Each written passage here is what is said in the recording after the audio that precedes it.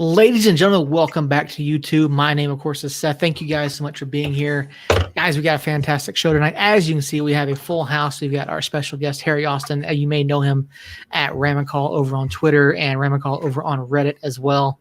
We've got a lot to get to tonight. Earl's got a heart out. So YouTube, again, thank you guys so much for being here. We are trying out our new start time for the second week here. And hopefully you folks are enjoying that, getting to bed a little bit sooner with us.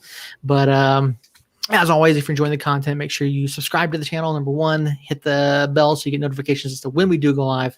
And then, of course, the podcast does go live on all podcast services later in the week. So we're going to jump right into it, folks. Ladies and gentlemen, welcome back to Somos Mas, the official podcast of Somos Mas NM and your source for latest news and notes on New Mexico United. My name, of course, is Seth Bidoff. Joining me tonight, we have Earl Nieto, Jacob Terrell, and our special guest, Harry Austin at Ramacall over on Twitter and on Reddit. You guys may have seen him if you follow the USL in any sort of capacity on social media. I know that we've known Harry for a while and we've been talking about it. We're glad to have you. And so first and foremost, Harry, thanks for joining us. I was on your show the other night and we're glad to have you here. And so for the folks that don't know you, how did you first get involved with the soccer scene in San Antonio and then with San Antonio FC? So it goes all the way back to when the Scorpions were, even before they started playing on the pitch, and they were an NASL team. I joined the Crocketeers, the supporters group, right after, I forget which World Cup, 98, 2004. I think there was a World Cup in 2004. Anyways, a long time ago. And, got hooked on it there. And unfortunately, the Scorpions folded into San Antonio FC. So there was really no delay for it here. And 6 years now with San Antonio FC. And probably the best soccer memory was when San Antonio won the 2014 NASL Soccer Bowl. They beat the Cosmos and beat the Fort Lauderdale Strikers in the championship game on a bike by Rafa Castillo, and we got to storm the pitch. And so I was hooked. My kids are hooked, and or my son is hooked. My daughter went more artsy, which is fine. But it's awesome to be on. I know we've talked about it for a while, and like I said here, thank you for hopping on our show here. I thought it was a fun show, and hopefully we can return it back on this side. Yeah, absolutely. Like we said, we have been talking about it. The idea was to have you on earlier in the season, and I know you ended up being on vacation that week, and so we're definitely glad to have you on now. Season's starting to wind down, and I think at this point it's probably a little bit of a better season for San Antonio than it was at that point when we initially tried to set this up. So probably a bit more favorable to talk about it at this point. For San Antonio's aspect, yes. And I think for New Mexico, I know you guys weren't in sixth place, but I don't, were you guys doing a lot better at that point? Or I know you're not RGV where it's nose and diving down, but...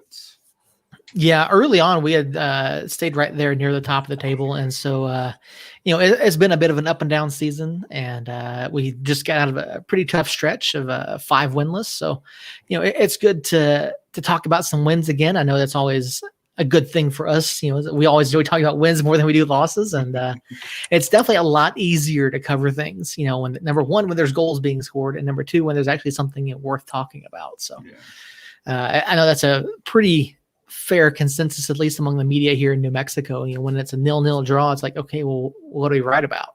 What's there to talk about? So again, we're glad to have you. We're going to jump right into it. And as always, we have one burning question that we ask our guys. What's the one reality show that you can't help but watch no matter how terrible it is? For me,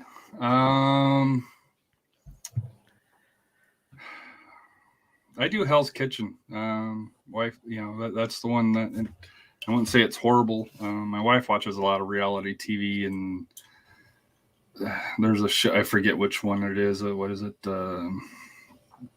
It's on Bravo where they're selling $1 million houses and stuff along those lines. And I'm like, yeah, that's just too out there for me. I'm like, come on.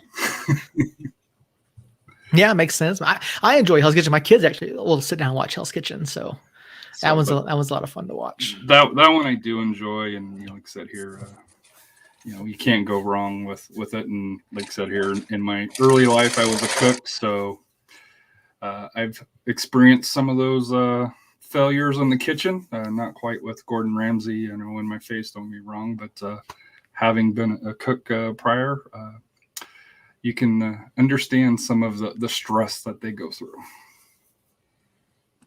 So for one, I live Hell's Kitchen because every time I cook, my wife turns into Gordon Ramsay. That's just the start.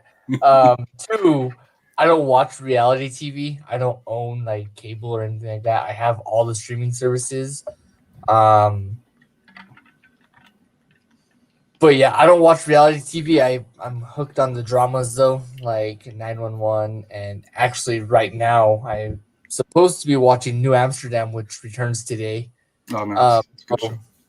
So I'm kind of sacrificing that to hang out with you guys. So said they better make it.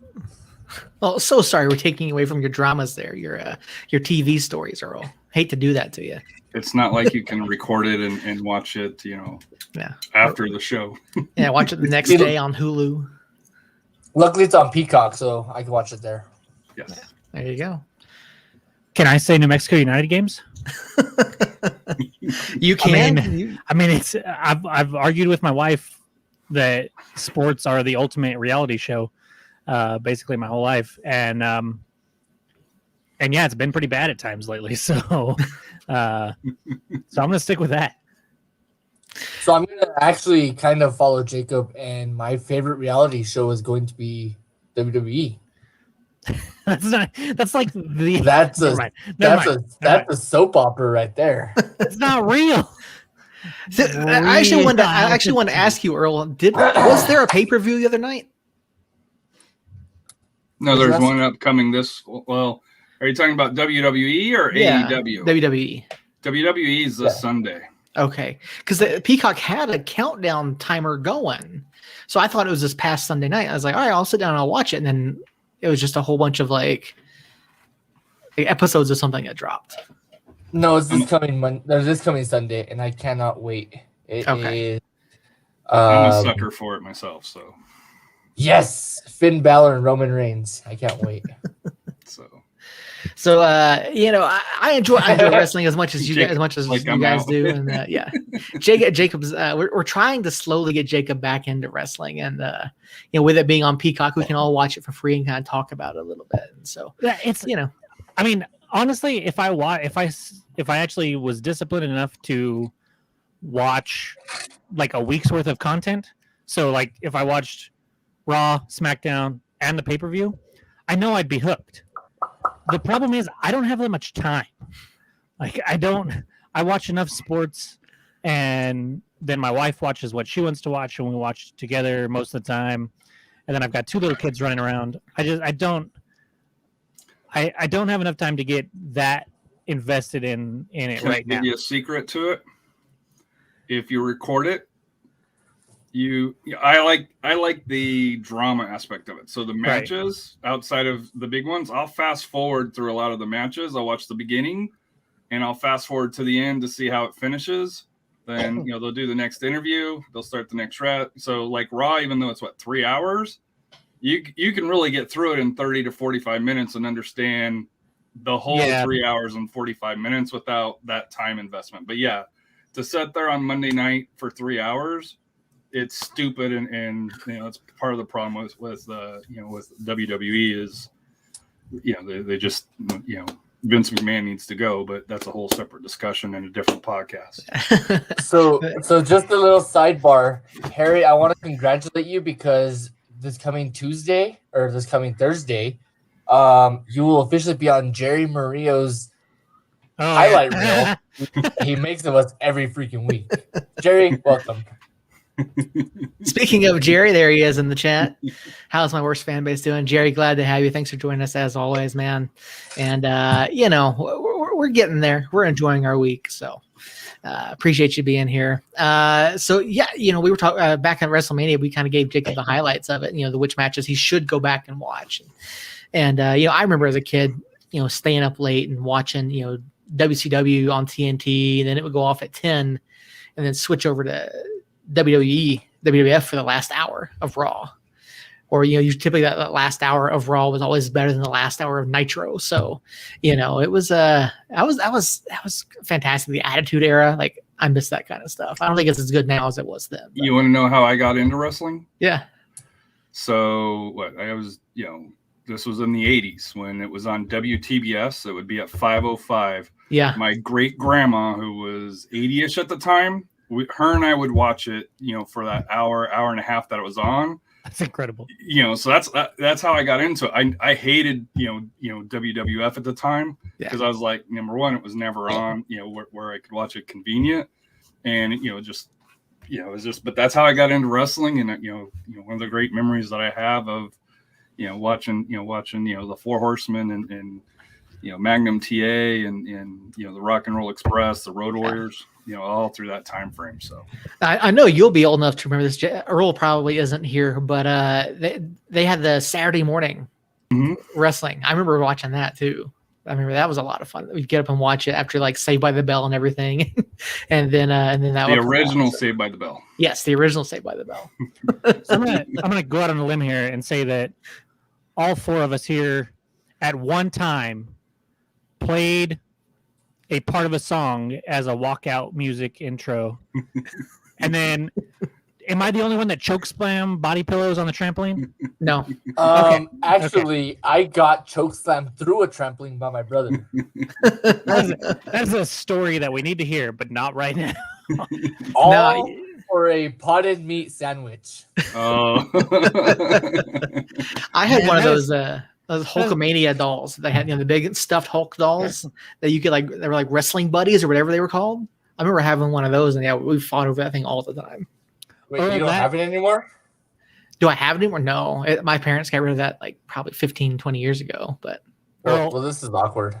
Earl, that was the most Mountain Air story I've ever heard in my life, by the way. Oh, it gets worse, by the way. Of course it does. Of course it does. One of these days, we'll have a strictly WWE podcast. This off season, I promise, I will. And we could talk about how we got chokeslammed off my house. I will watch. I never went that far. We did the body slams. We did a little excessive there. We living in the country, you could do a lot of things off of the corrals and with the three little levels of posts that you could jump off on. But not off a house. Yeah, we always did it in the pool. And we were fortunate to have a pool when we were kids, so we'd, me and my brother, we'd always do sequences and stuff to each other. Big flex over here. Big, right? Must be nice. I had a pond, but not a water, a pool, that was filtered and stuff. The only time I ever got wet was for a shower. And that was once a week. Well, you see, I did have 19 kids in my family, so yes, I was lucky to have any water left. Oh man! All right, close out a burning question. So I love Hell's Kitchen. I love stuff like that. Lately, and this is gonna sound that's where this started.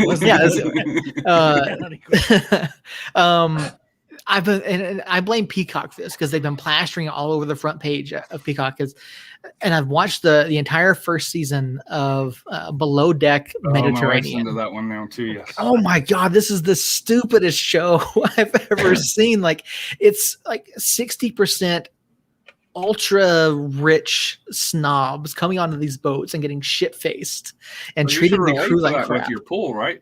Oh yeah.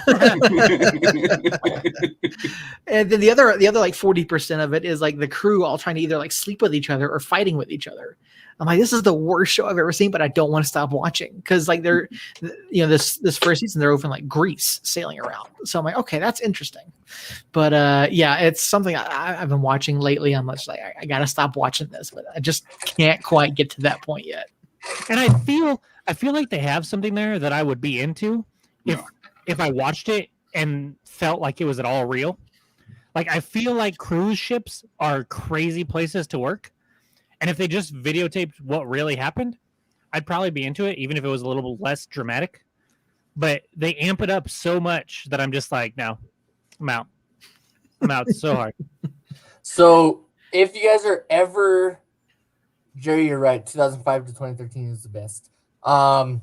If you guys are ever just hanging out on HBO Max or Hulu, make sure you stop and watch Walker, the remake of Walker Texas Ranger.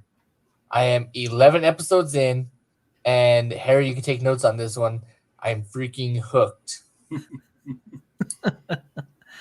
That's the one with what's his name? Jared Padalecki from Supernatural, right? Yep. Does he Okay. play Walker Texas Ranger? Yep. I think I'm in. Okay, I so don't know. 16 minutes on our burning question. That sounds about right. Sounds about Yeah, right. yeah. Several, That's several perfect time there. tangents, several That tangents averages in about there. 4 minutes a piece. That's right on time, right? I mean, Yeah, exactly. a lot of tangents in there. I mean, I feel like that was spot on.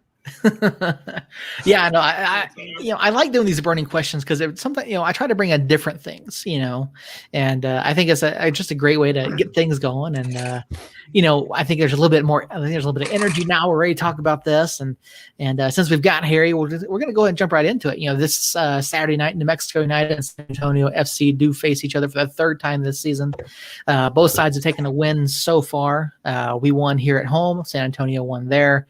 And traveling down there once again. And, you guys gave me some shit the last time we played San Antonio because I picked San Antonio to win. I said that San Antonio was better than you guys are giving them credit for.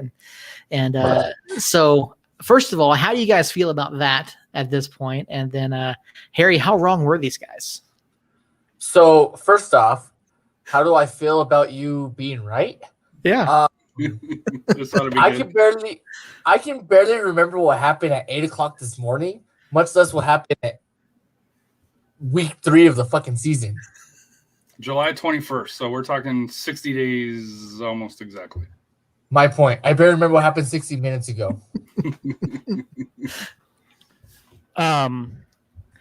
First of all, Seth,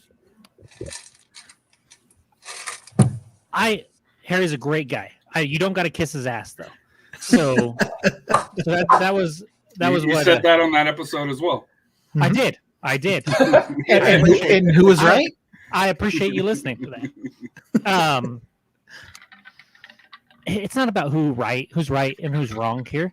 It's about the team. I mean, look at these flags.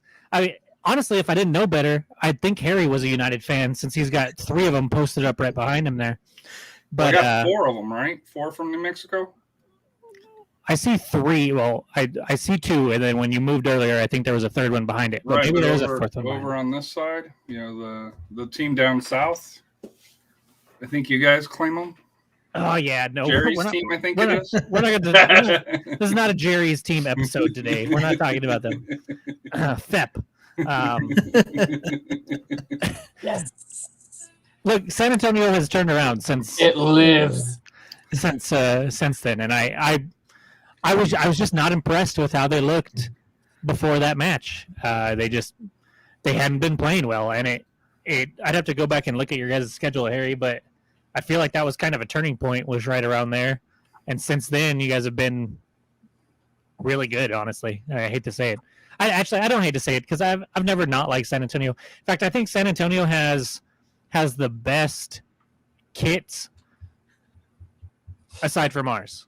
And actually, even if we include ours, I might say you guys have the best kits. I love your guys' the kits are pretty good, but you can't go wrong with the yellow and black kit though. You can't. You can't. When the River Hounds were here, I was like, they're good kits. So, But I like the white one with the three stripes. 3 colored stripes that you guys have. I mean that's a clean kit right there. So, if you have a nice kit, or if you're from Colorado Springs, I'm going to be a fan of you. So, even though you guys are in our group, as long as you guys beat El Paso, I'll be all right. That's the challenge, right? That's what we all have to do, and so far it's been a struggle. But yeah, to answer your question, going into the match, probably when you guys recorded, we hadn't played the switchbacks, but at that point we were on a 7-game losing streak, and it was or winless streak, not losing, winless streak, because we had 2 losses, 4 draws, and just, we had the stage that you guys just went through where, you could have a wide open net and somehow you guys would miss it. So Yeah. that's the format we were in, and then we're still in that stage, Harry. I don't know if you watched the game Saturday, but we're still in that stage. I did. We'll discuss it. We'll discuss it here. But yes, I did watch the game, and I did on our show say you guys struggled with it, and I know that probably wasn't a fair assessment, because when you look at the stats, when you look at it, you guys really dominated the game against Real Monarchs, but yet it was the 80th minute. It was still a butt clincher, is what it was. Yeah, so it was one where and Seth was accurate saying, no, if you really look at it, you guys controlled the game, but the scoreboard didn't say. But yeah, but since then, like I said, we beat the Switchbacks away, and then we came home and we're to me, the weirdest thing about New Mexico and San Antonio is the home team wins. And the home team wins convincingly. It's not a close match. It's it's a 2-3. The stupid flag you sent me, the Cinco de Mayo one, was 5-0 or Yeah. something like that here. But no, that's the reason why I put the flags up, is because Seth and you guys sent me the flags. So pretty sure that match you was got to show 3-0. them. So two things. One, Jerry, go ahead and ask your question. Go and put it in the chat. I'll go ahead and read it. And number 2. So when you guys were on that 7, okay, Jerry. Hold on real quick, Jerry. So when you guys were on that 7-game winless streak, was your fan base losing their shit? Oh yeah. Where there was talks of, hey, is Marcina the right guy? Okay. And there's a backstory to that, because Marcina was on Coach Powell's staff, and they promoted him even though we had a down year. So if you're going to be making a change, why are you bringing in the assistant coach? And it's Marcina's he was the coach that won the title in 2014. But the following year, when when they sold the team, he's also the same coach that got fired at the baggage claim at the San Antonio airport. So he can't, on the return flight. So, so, and that's nothing against, Coach Marcina by any means. It's just, that's how the Scorpions were. So, no class, and here, let me fire you at the baggage claim, which that's an NASL story. That's a great place to do it. So Jerry actually has 2 questions for you. The first one is, as of today, who's better, United or El Paso? Today, it's El Paso. There's no. Keep in mind that he will ask this question about 19 times tonight, Yes. and then he'll wait for the right answer, and then he'll blast you on Facebook on the USL fans page and call them the clowns of chaos. Just so you know. With that in mind, go ahead with your answer. So today, El Paso is the better team. But do I think El Paso wins the title this year? No. I don't think they're I don't think they're built to play outside of the baseball pitch. Ouch. I'll leave it at that. Ouch. Second question is, who would you rather face in the playoffs, El Paso or United? Well, it depends where it's at. True. We've beat El Paso in El Paso. We've got rolled in New Mexico. So, but I don't have confidence that New Mexico makes the playoffs. I hate to say that. I just don't have confidence that you guys make the playoffs. So neither do we, Harry. Neither do we. That's welcome to the club. You've got 3 days to see if you can get some speed up top, in my opinion. But we've had 3 years. We've had 3 years to do that, Harry, and we have not done it. But as we saw last year, the playoffs, it took an Asante punch to get Rising past the first round. And, there's a disputed shoulder, arm ball. Mute this guy. Mute this guy. Where's the mute button? How do you kick him out? There's not only that, then there's some mysterious foul on San Antonio's goal, that Liam Doyle scored that somehow was waved off, even though, who knows what happened. But hey, Do we need to take you back to the mysterious red card that was Loudon versus United? That wasn't in the playoffs, though. I mean, yeah, that wasn't in the playoffs. But- Regular but playoffs is a different. That was especially with it being one and done. Like, yeah, it was. That was the second worst loss that like normally I'll hang out, but I was so mad I just left. I just didn't say goodbye to anybody. I just hopped in the car and just took off because he drove for 4 hours and wound up in El Paso somehow. No, that would be 8 hours, my friend. Really, 8 hours? Texas Yes. is ridiculous. It's 8 hours, and that's with the speed limit being 85, and you can do 90, 95. It's still 8 hours. Texas is dumb. Yeah, I saw this thing. I don't remember where it was. It might have been on a YouTube video, TikTok or something. They were comparing the size of the United States compared to Europe. Mm-hmm. And they're like, okay, well, you can drive across like one state in 12 hours in the United States, and 12 hours in Europe will get you across like 3 countries. Mhm. So yeah, it's just like you said, it's just I don't know. I drove through The Texas crazy once. thing is, like, I follow Accrington Stanley, as my team in Europe, just because I'm not a fan of big teams. And they're like, man, we had to go 3 hours away. I'm like, dude, that's, if there's a team 3 hours away, most everybody's going here in the States. But Seth, not to backtrack too much, but are we covering the football picks in the podcast? Are we doing that?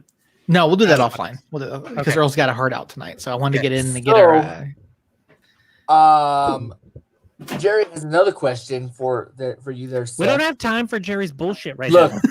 I would love to field this question. Why didn't I think just receive any comment on my video, Seth?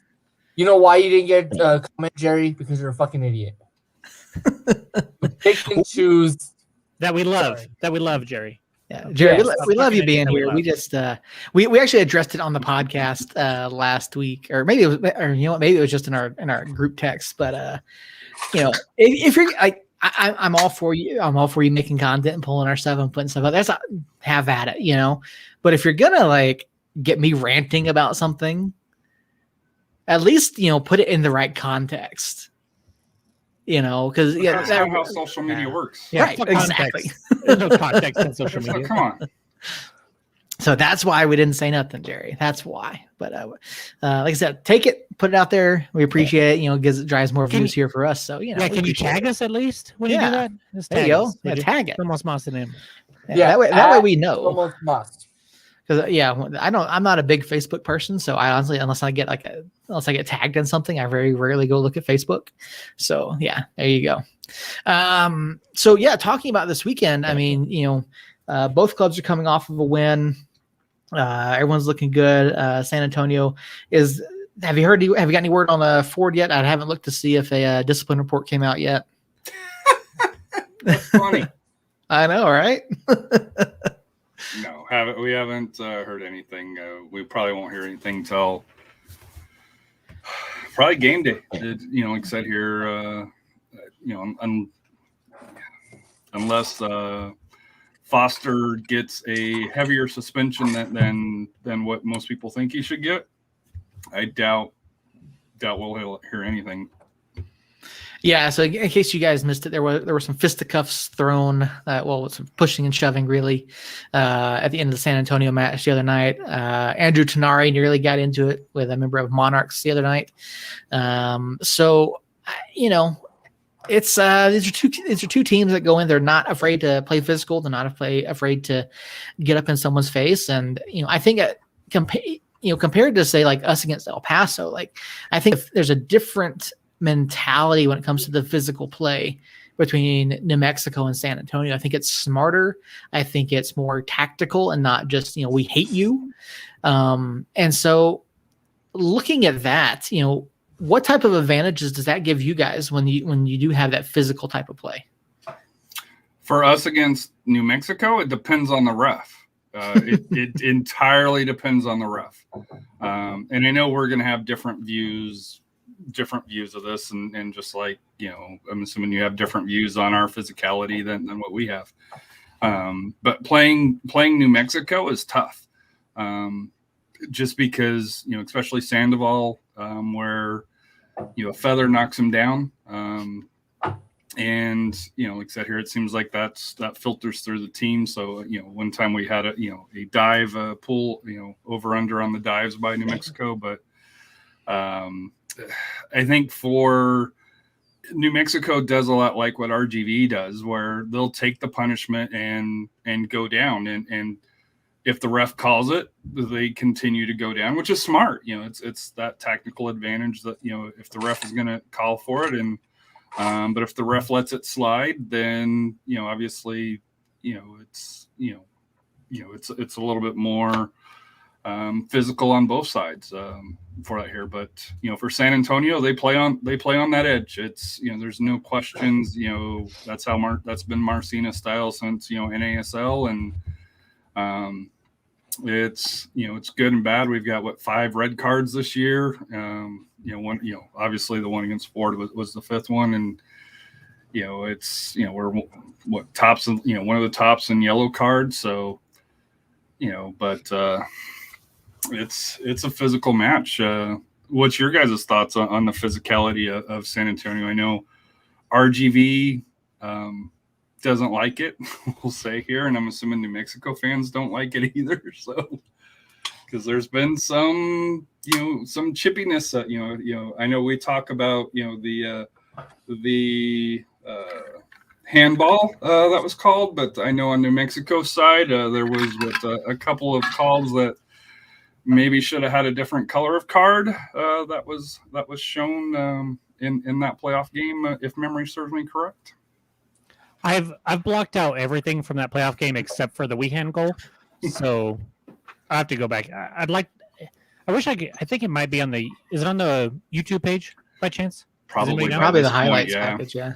Well, I think the full. Well, you might be able to get the full game now, but yeah, USL doesn't show the cards very often for some odd reason.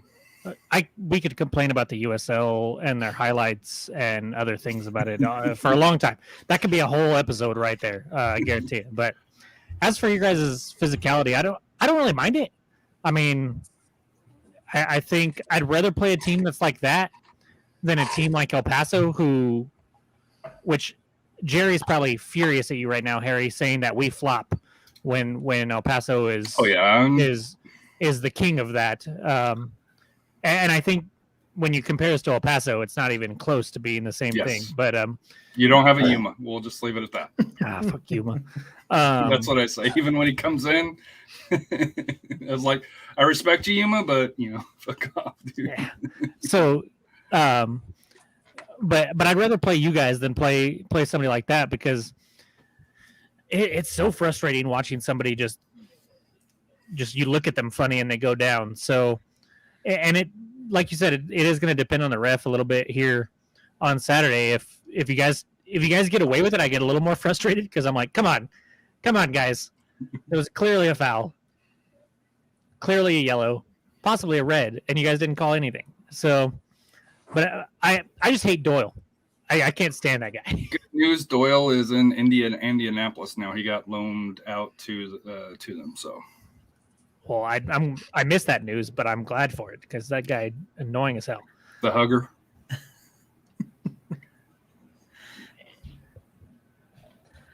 So I'm on the same boat as you. I'd much rather play. God fucking bless Jerry. I would much rather play San Antonio, because it's actually a game. Yeah, it's a physical game. I'm going to once again echo what Jacob just said, that Sandoval does not go down with just a feather blowing in the wind, because he's a pretty big dude. So it's kind of hard to bring him down. And anyway. That's why when a 5'5" guy bumps into him, so the dude flops like a pillow, dude. It's just the only reason why he goes down is because he's probably tripping over Yuma's stupid ass, because he's flopping over the field. I have to address this, Jerry. Usually I ignore Jerry. Usually I just let it go. It's not scary to play you, Jerry. We played you 4 times. You beat us once because of a 2-minute lapse of judgment, and then we drew 3 times. And we were the better club for the majority of all of those games. That is true. So I'm not scared of you. I just don't like playing you because you guys don't know how to stay on your freaking feet. I will say, I have a little bit more respect for Ketterer after the last game that we played here in Albuquerque, because the section of fans closest to us just were railing on him the whole time. And then he made a nice save. I'll give him that. And they started railing on him, and he looked right at them and bowed. And I was like, okay, all right. I see you. You're fine. But he doesn't flop like everybody else because he's not out actually in the field. So I'll respect him. I'll respect him and then fuck everybody else. He did flop once when he got tripped or tackled, whatever the fuck you want to call it, when they scored their tying goal at like the possible second. He did wind up on his ass. I found that funny as hell. I laughed. I blocked that goal out of my memory. I don't know what happened there. So Harry, what's been the biggest spark for you guys? I know that earlier in this season we talked on your show Sunday that PC had been out, some other players have been out injured. Gallegos has come in, been fantastic. Nathan's been fantastic. What's been really been the key for you guys in going forward and converting those chances? Getting healthy. The PC coming back makes a world of difference for San Antonio. To me, him in the lineup. It's crazy to think that he makes that much of a difference, because when you look at the stat sheet, it doesn't look like he does a lot, but just how he controls the game, there's a reason why he's the captain. And I think Jose's got a little bit more creativity, in him, because the start of the season, he was, did a 2-week trial over at Byron. And then Barcelona, I think, did a quick stop there before he came back. So this is probably his last year here with San Antonio FC before he moves over to Europe. But to me, just getting healthy and having the bodies to be able to do what Coach Marcina wants. And to be honest with you, switching to the 3-4-3 has been a huge deal. And then probably the biggest change here recently is bringing in Ford, although he may or may not be in the game. Most likely, just with it being USL, I doubt he's going to be in. They typically don't reverse a lot of red cards. But with having him, Tainter, we loaned Emil Cuello to Sacramento. They gave us back Mitchell Tainter. So the revamped back line, which is a little bit still tall, but physical, but a little bit quicker, I think has also helped the defense quite a bit. And just, San Antonio plays that pressure. And, with Jose up top, with his speed, Epps, and then, of course, Nathan, who's also quick, they're able to do, but, they'll still miss, the easy shots and they'll do it. And then, with the height on free kicks, having 3 center backs that are 6'3", 6'4", Axel Schulberg's 6'7", it makes a world of difference to be able to kind of control that. But on the flip side, San Antonio always gives up a goal. It's you look at Matt Cardone, even though he leads the league in saves, save percentage. Pardon me. You look at here, I think we've got 5 shutouts, and two of them have came out of the last 3 matches. So maybe that's tightened up a little bit, but it's for San Antonio FC, to be honest with you, it kind of mirrors a little bit with what New Mexico is kind of going through, with the exception we did ours earlier in the year, compared to what you guys have, because you guys have talent. It's just a matter of, if the coach can find the right pieces in the right system to be able to make it work. So we have the right pieces and the right system. We have one piece fucking it all up. And I'm pretty sure we can go on with this every fucking night for the next year and a half. And it's going to be the same damn thing. There's a 3-lettered human that gets on the pitch and just kills the entire team. And I don't know why, and I'm not gonna say the 3 letters because I don't want to piss the coach anymore because he was kind of short with us at the press conference. So with that, I have one more thing to say is, hey Beavis, he said taint. So Earl, I'm still waiting on you to ask your question of Troy about JPG, and you haven't done it yet. It's because he played good on Saturday. Well, he played good for Juan Pablo Guzman on Saturday. So it wasn't the right time to ask. Had we lost, I might have asked it. So every time that I want to ask why he keeps starting him, Juan Pablo Guzman decides to play decent. But then the next week, when he starts again, he plays like my favorite word of this season, booty. And it brings that question back up to me. And then I'm gonna ask it the next home game, and then JPG plays good. So it's like, why the fuck? Right? Or doesn't play at all, one or the other. Exactly, or comes off the bench and picks up a very quick yellow card. So yeah, so I haven't asked that question.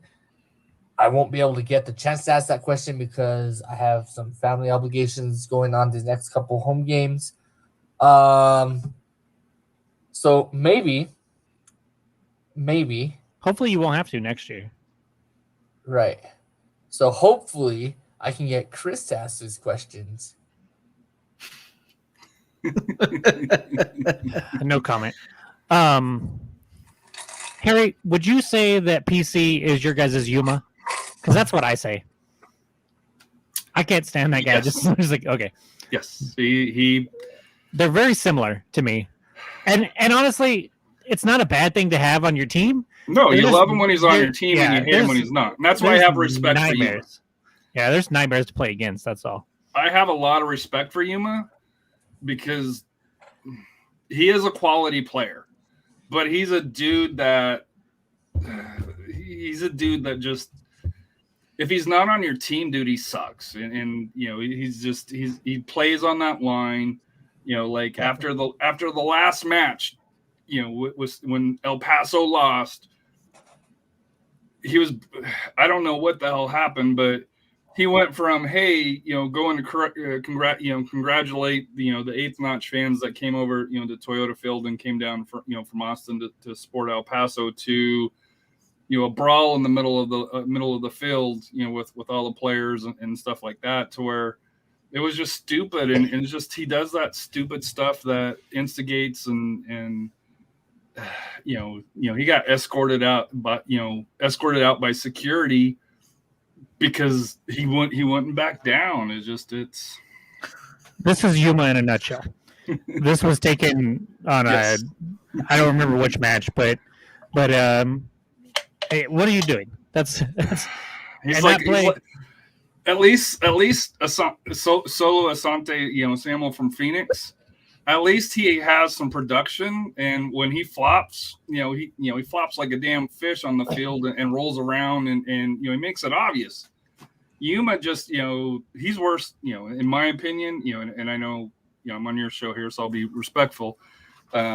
He's like 10 times worse than Sandoval. You know, for that here, you know, I don't know of anybody outside of El Paso that likes Yuma. We'll just leave it at that. You bring up Sandoval flopping again, and I can Dude, see it he drops. I can see it sometimes. The difference between like Sandoval and Asante, though, Sandoval never gets the call. No, he not very often, man. He doesn't get him, Solo gets the call every freaking time, which is so frustrating. I've seen Sandoval get leveled, like flat out leveled, and not get a call. Whereas if Solomon hits the deck, there's going to be a whistle. Yes. I don't know what it's going to be, but it's going to be a whistle. It's shown that he can freaking punch a ball in, and the USL's like, hey, good job. And he can go to the sidelines and say, hey, this is what I did. USL's like, good job. Nothing wrong with it. But, you know, hey, that's the whole We need VAR so bad. we do. That's, you know, I know, you know, in all seriousness, there's no excuse for this league not to have VAR at this point. Most stadiums, even the Lab and El Paso Stadium, Southwest Park, I forget what it's exactly called. The shit. You can set up cameras to where it may not be 100%, but you can put a camera right on the goal to say, hey, did the ball cross along those lines? It's not acceptable. I mean, I would like more cameras if we did a VAR situation, but you could do VAR just with the camera angles that we have now. Because they call from Miami, or not Miami, from Tampa anyways. And you could correct 95% of the mistakes that are made. And this was my argument with the Weehan handball in the playoffs, is that from the angles that we had, it's not 100% clear. You couldn't. Even if VAR was in place, I don't know if it gets changed. It doesn't. It doesn't get changed. It depends on which sunglasses you're wearing. Are you wearing San Antonio or are you wearing New Mexico sunglasses? That's how you're going to see that. And I try to be. I don't always succeed at it, but I try to be as unbiased as I possibly can when it comes to United. And with that play in particular, looking at it as like a referee would through VAR. I don't know how you overturn that. So I don't think you do. With the angles that we had, obviously. Now, as a San Antonio fan, to me, it's a handball. Just like if it would have been scored against you, it would have been a handball. Yeah.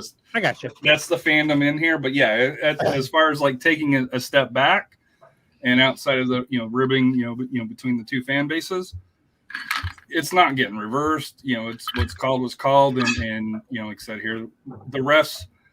I know they get a bad rep, but they do a hell of a job 99% of the time. It's just that 1% that sticks out. Except for Chris Ruska. That guy, no.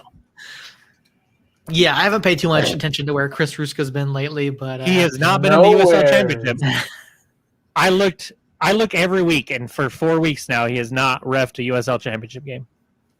Oh yeah, he's the one that did your Loudon match. Yeah. Yeah. We're not going to relive that. So Harry's kind of talked a little bit about what San Antonio has been doing, how they've gotten better of the season. Jacob and Earl, what do you guys think are the key points for San Antonio trying to play against New Mexico? And if you were their coach, how would you have them line up against us, and how would you have them game plan? I would leave the net wide open. That's one way. But really, in reality, and I don't want to say it because if any San Antonio front office personnel listens to this stupid podcast, it's giving them the answer. I will say this, and I'm sure it goes for New Mexico United as well as any other league. You'd be surprised at how much the USL teams follow the content that we put out on social media and these shows. You'd be surprised at who actually listens to the stuff. So my answer, if I'm San Antonio or if I'm the head coach of San Antonio and I see JPG starting, I'm attacking the shit out of the midfield. That's the answer right there. If you see JPG on the field, that's the place to go because JPG is what they say, and this is going to show my age, the weakest link. You're like 12. Shut up. Listen. You probably don't even know the real weakest link. Actually, I do. You are. Man. Oh, wow. He watches on the Game Show Network when they do their 90s recaps. Back in the Press Your Luck. Look, I grew up on TV, No Whammies, the original one with whatever the fuck the old guy's name was, where they all had like the 80s hairdo, the fucking bulbous bouffants and shit like that. So yes, I do know Weakest Link, Whammy, Newlywed Game, all those fun TV shows, Card Shark. Back to United. Anyway, back to United. Back to United. I digress very easily. Yeah, so that's the answers. If you see JPG on the field, attack the midfield. If not, I don't know what you really attack because we have some pretty good outside And then when we don't have JPG, we have a pretty decent in midfield. Mm-hmm. I think that if you're physical with Sandoval and they're not calling it, you probably have a pretty good chance of at least a draw. He seems to check out in those matches for whatever reason. If he can't overpower somebody, but he's not going to be able to overpower because I know San Antonio is one of the few teams that can match size to size across the back line with him, and I think that's one of the advantages that San Antonio has when they face New Mexico is Sandoval, because Sandoval's what makes Sandoval special is his size and his ability to use his body to get, to be able to not only, create shots for his teammates, but also to be able to use his body to be able to create shots for himself. But against San Antonio, where you've got guys that are just as strong, just as physical, I don't know how that plays. Which it depends on what United team we see. I mean, if we see the Colorado Springs match from 2 weeks ago, it's going to be tough for you guys no matter what we do. I mean, we played almost perfectly that match, but that's going to depend on, one, is Rivas healthy and able to play? And two, if he is, will coach actually take Guzman out and put Rivas there and let Rivas create from that midfield? And if he does, and everybody's on the same page like they were in that Colorado Springs match, it's going to be a high scoring game at the very least. I think you guys can keep up with us though, with the attacking talent that you have and the way our back line. If Tete is still out and it's Schmidt back there, correct me if I'm wrong. If Seth, do you know was Schmidt one of the starters in that San Antonio match on ESPN2? I'll have to look. I'm almost positive. Back three was Rashid Tedes, Ryden, and Yearwood. That surprises me because I feel like your speed kind of got to us that match, and those are three pretty fast individuals there. So I think if it's that same back line and our midfield isn't... Hold on, I stand corrected. Hold on.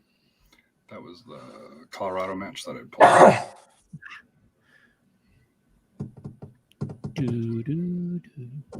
It's not like I don't have internet. I could look it up too. I just don't. No, Jacob doesn't have internet. He lives in the middle of nowhere. No, Justin was on the left-hand side. Yeah, because I remember Gallegos just punishing him time after time after time. And so if that's the case, if he's back in there, it's going to be a back and forth shootout depending on what midfield we have.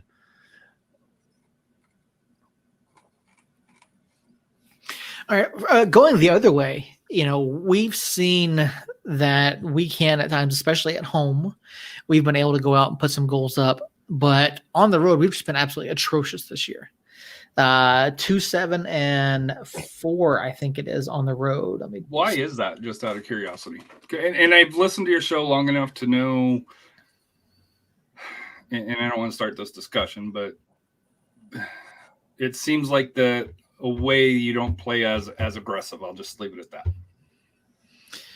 I would definitely agree with that. Despite us not changing the system, we just don't seem to play as aggressively. And I think a lot of that has to do with who those central midfielders are. Now, against Austin, 2 weeks ago, we sat down and we watched it, and Rivas was an extremely late scratch. The 18 came out, Rivas was on it, and then he was scratched for an injury after the fact. And so you see JPG and Azira there in the middle. And so there's no real, connection going forward. There's no real, momentum there. And so I think when we sit back and we play like that and try to play on the counter and, try to, we try to absorb the pressure a bit more than we do when we're at home, and it doesn't necessarily work out as well. And so it's just I don't know if the mentality is we're going to go in and try to get a point, or if it's we're just going to sit back and then we're going to take our chances, as we get them and not try to force the issue and potentially, not put ourselves in positions to turn the ball over. Maybe that's it. I don't know. I think that's what it was maybe earlier in the year. I think there's a turning point that I still think is going to happen, and it was that Colorado Springs match here at the Lab. Moving Rivas back there and getting Guzman off the pitch, I think is the way we're going to play from here on out, as long as Rivas is healthy. So it's really going to come down to it comes down to who's on the pitch, and when Guzman's out there, especially with Azira, like Seth said, there's just no connection between the back line, midfield, and then it's like the back line's here, the midfield's right behind that or right in front of them, and then the attackers are way over here. And there's just nobody to link up that giant gap created there. So that has been the problem. Not only on the road, but also at the Lab a lot of the time. That has been the problem. So I hope that Rivas is healthy and we can see that look that we saw against Colorado Springs. Otherwise, it's going to be, I think it's going to be similar. It's going to be and it's so dumb because we played every game on the road last year and played great on the road. And I don't know because we have a lot of the same players from last year or this year, I don't know if it's just them being relieved that they don't have to play every match on the road. So when they play on the road now, they're just like, oh, well, we'll be home eventually. It'll be fine. I don't know what's going through their head, but it's definitely been a problem. And I'm happy that we've turned our home record around, because for the first year, it wasn't nearly as good as it should have been. And this year, we've actually pretty much dominated at home, aside from a late goal against against El Paso, park the bus against Austin, and then the Loudon fiasco. And even that match you can look at and say we dominated it, because we really did. We just couldn't find the back of the net.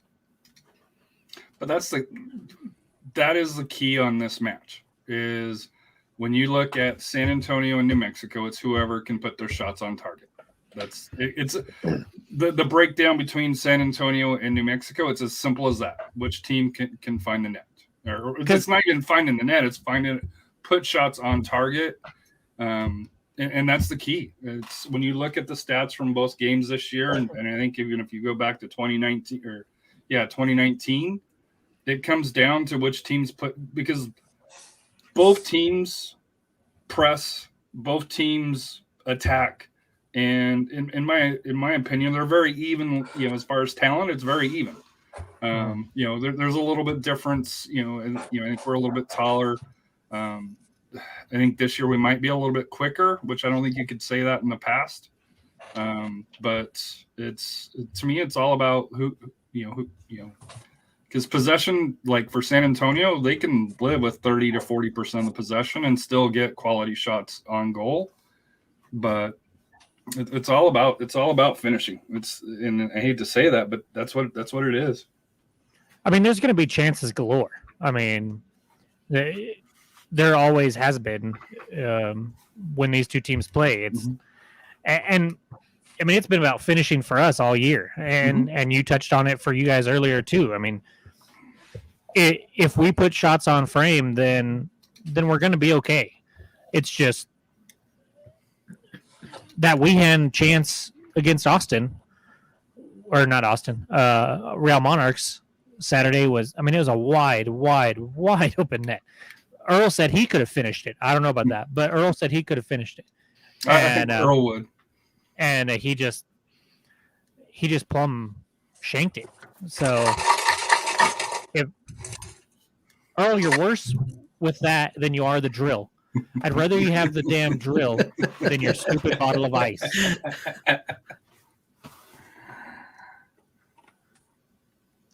Yeah, you're not muted. You're not muted. We could hear every shake of ice. Well, that's not good. If you can hear me chewing ice all fucking day. Yeah. Trust me, I know it's not good.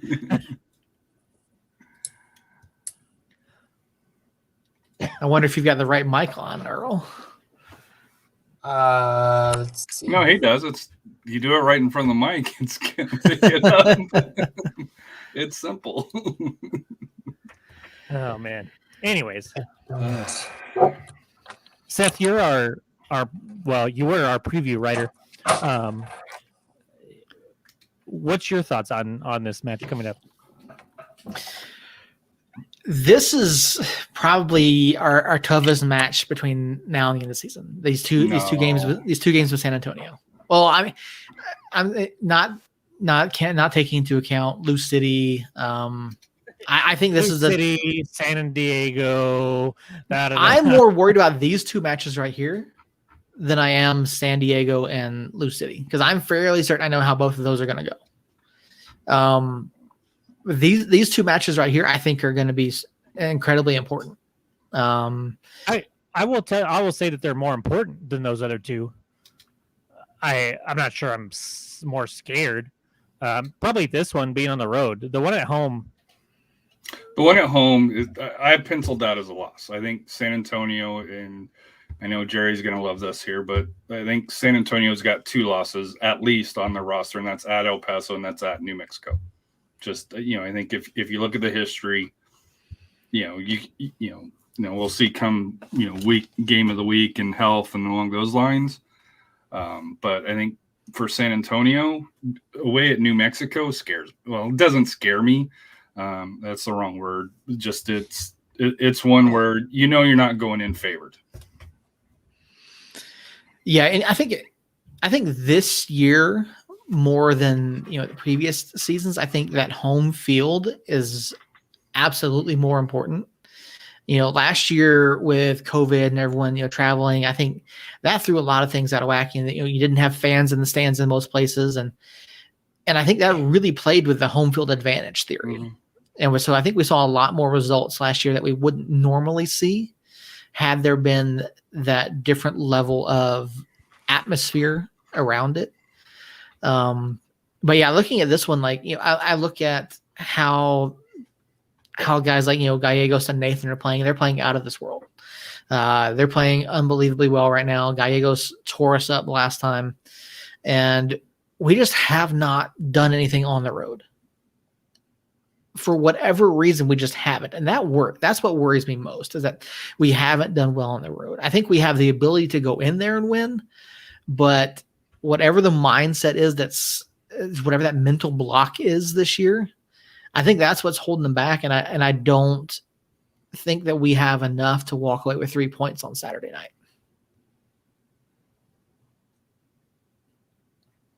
Making friends, Seth. That's all I'm going to say.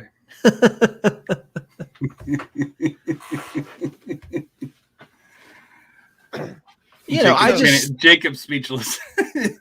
So what's the score, Seth? Come on. I think it ends up either. I mentioned it the other night on Harry's show. I think it's either going to be like 2-2, 2-1 for San Antonio. I just don't think we can do it. And it's not that I don't think we can win. It's just that we haven't shown it on the road. We haven't finished our chances. And I think if we can't convert them, then we're really going to shoot ourselves in the foot. We've been solid enough defensively.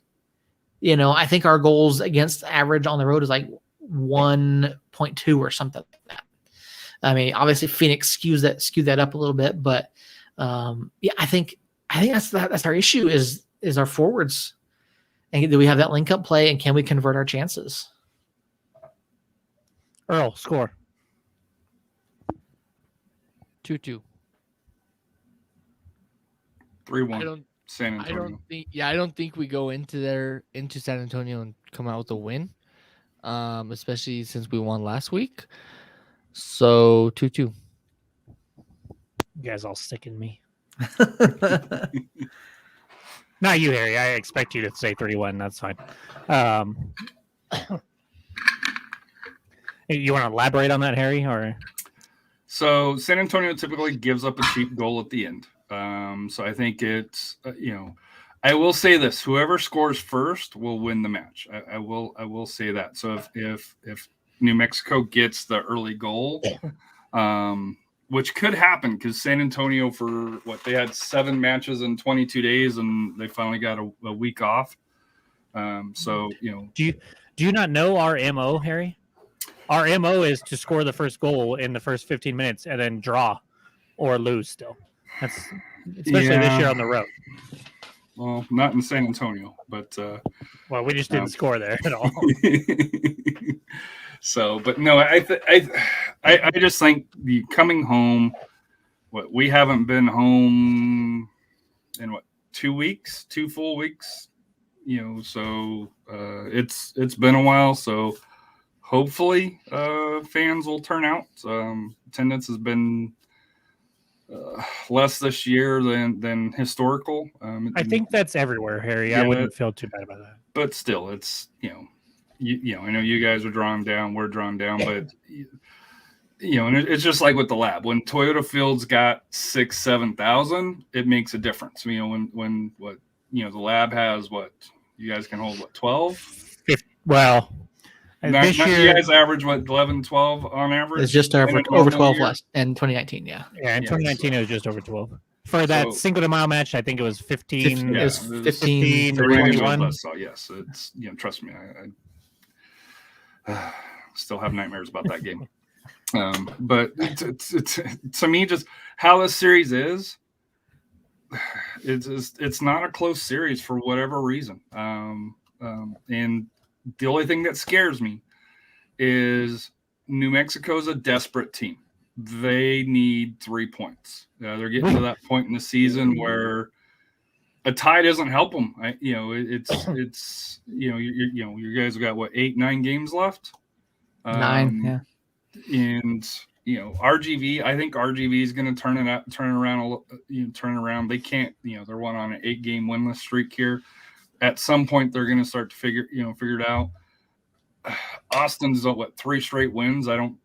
They've got a new coach, and I blame you for that. I blame you for that, Harry. Oh, they're gonna pack it in. They're done, and then fucking 3 in a row. 3 in a row. Well, they changed the coach, dude. But you figure that run's got to end somewhere, just because they don't have the talent. But hey, it's crazier things have happened. But to me, the only thing that worries me is New Mexico is that desperate team. Or hopefully they're desperate. For you guys, we'll have to see how they show up, because you would have thought they would have shown up being the desperate team in Austin, and I think Seth mentioned he watched it 3.5 times. 3.5, yeah. Why you tortured yourself that many times, I don't understand. But it's a whole separate discussion. But to me, like I said here, I think San Antonio, because it's not just Nathan and Jose Gallegos that's on a roll. Epps has started picking up his scoring here recently. So, the 3 up top, and then Dylan, who comes off the bench, which, is just big like Sandoval, is putting in goals. So they've got four players that are in rhythm offensively. And then, they play tough defense, especially even if Ford's out, they've got Varela. If Josser Kamiri comes back from his injury, which I kind of expect him to do so, there's the back line it's going to be tough. It's going to be tough to score on, but it all comes down to the refs. I hate saying that with these tight games where both teams, and you can say this is with every USL match where one silly red card can make a difference in a game. If you look at the history, the pick should be obvious. It should be a San Antonio blowout, just because the 4 matches that we have in the books already with you guys, it's whoever's at home typically has the playoffs. Yeah, has scored at least 3 goals and won pretty convincingly. But I will say 2-1 New Mexico, and if I knew Guzman was going to start, I would say 3-0 San Antonio. Just because that's the mentality that they have when he starts, is just not attacking whatsoever, and we get in trouble that way. But I do think Rivas will be back from what we heard at the match on Saturday, and I do think Coach will play him and roll with what worked against Colorado Springs, and I think it'll continue to work. I think that we can at least get two. Probably one's pretty cheap. One's a rebound or a penalty or something like that. But I do think that change will be made. And if that change is made, I like our chances. So I'm going to base my prediction off of the assumption that change is made, and we'll say 2-1 New Mexico. So you think this week you can convert a penalty, is what you're saying? No. Well, wait, are we me? No. That's what Devin, you just said. The cheap on the Devin, penalty. Devin, maybe not. Weehan, for sure. I don't know why Weehan doesn't So- take our PKs. Here's a question that I have, because we haven't played when Weehan's been with New Mexico United this year. What difference does he make for New Mexico compared to, I forget who you guys had before, but obviously he wasn't, the same talent as Weehan. He knows where to go, and he's played with Devin for now 3 years. Well, even more than that, because I think they played together in college a little bit. Armando played with them last year. So those three up top, they have chemistry, even though he came in late, and he knows what we want. He knows how to perform. He knows the right runs to make. He can drop back and get the ball and kind of be a link up when we actually have a midfield that will link up there. And then the wide open net aside from the Austin match or from the Colorado Springs match, he can finish. Mhm. I mean, we've seen him already contribute two or three. I think it's 3. I think it's 3 as well. We've already seen him contribute 2 or 3 goals since he got here. And I think not only that, but I'm a sucker for locker room chemistry and stuff like that. And he just, from what we've heard from Coach and Devin and Mondo and a few others, he's just a great guy to have around. And when you have that kind of personality both on and off the pitch, it's just going to boost everybody up just a little bit. And but technically speaking, I think him being able to create in tight spaces, come back and help link up, and then finish have been the 3 things that I've noticed.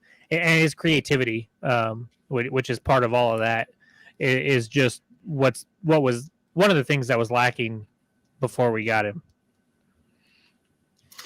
So, I don't know what time Earl has to leave here, but there was a tweet that came out about the Weehans. So I'm going to ask you guys, because with the transfer deadline coming Friday at Yes, I would love to see it. 4:00, you think any chance? No, No. not this year. This offseason, sure, but not this year. There's no way this year that the Monarchs let go of Charlie. There's no Sure. way. No. There would have to be a I don't know. good amount of money that gets dropped onto it, but I I- don't see it happening. I just Wrong. don't see. I just don't see it happening because we never really make moves in the middle of the season, and this year's kind of been different. But this year we've also made 3 moves, and it's also been to bring back 3 players from last year. So it's not in our MO to bring in fresh blood in the middle of a season. So I don't see it happening this late. Here, well, as a neutral, and I'm saying this as a neutral, as a San Antonio fan, I hope you guys don't do. But if you guys are going to make the playoffs, because you guys have a chance to make the playoffs. I don't know with your current roster if you get it done, but I think if you bring in some new blood or something along those lines, especially on the attacking side, because you guys are right there. And that's why, to me, and I'm assuming you have an owner that probably senses that, and I don't know what the pocket or the budgets wise of New Mexico United is, but to me, if you can get into the dance, most likely you finish fourth. Although with Colorado Springs, loaning out, one of their wingers. To me, like I said here, if you have the possibility of doing it, I think you got to pull the trigger. I will agree. I just don't see it happening. What about you, Seth? I think there's an outside chance of it happening, especially knowing that we're most likely going to be losing Armando Moreno again for international duty here in about a week and a half. He didn't get called up. That was just for the friendly. That's not for World Cup qualifier. He'll still be up there for World Cup qualifying. Yeah, that's my expectation. I actually asked that the other night in the press box, and they said they were going to look into it to see if that was actually if he was going to get called up or not. My expectation is that he will, and we've seen how things go when it's just Dev and Ilya up top. So I think there's an outside chance that we do bring either Charlie or someone else in who can play up top with a little bit more pace and someone that can help spell Devin and give us, just another attacking presence up there. So I think there's an outside shot, but I'm not like 100% sold that's going to happen. And to me, it doesn't. You can do a MLS loan. There's rumors that Indy 11 is going to be announcing possibly a pretty big name tomorrow, coming back for their late push. And if I was a New Mexico fan, if the owner doesn't bring, or I guess it's not just the owner, if the team doesn't bring somebody in, I'll just say I wouldn't be happy. Because even with San Antonio, I want them to bring in another player here, because I think our attacking midfield is a little bit weak since we lost Emil Cuello. As like we need one more. To me, we need one more person that has that attacking, that has that speed, that can fill that role. We don't have that now, because we moved him for a center back, which turns out to be is a good move, but there's a hole in the lineup, and they did ship out Liam Doyle to Indy 11. So do they pick up? I'm hoping that they pick up somebody now. Whether they'll do it or not, that's we'll see. Yeah, I mean, all three of us have been crying for attacking help all season. Yes, but you mentioned the owner, and I don't think our owner has anything to do with the technical side. He has, and that's why I said I shouldn't say the owner. Yeah. And that's because Peter's I think it's Peter, right? Yeah. Peter's a really good dude. He comes to the tailgates, and he seems like a pretty awesome guy down to the earth. And I shouldn't say owner, but the technical side of it. Because Peter admittedly is not a soccer guy whatsoever. So it's all on Troy. Troy is the head coach and the technical director, and makes the decisions on the roster and the starting lineup and tactics and everything like that. And it would be up to him. And he has for 3 years now preached small rosters and a family mindset. And I just don't see him pulling the trigger on that.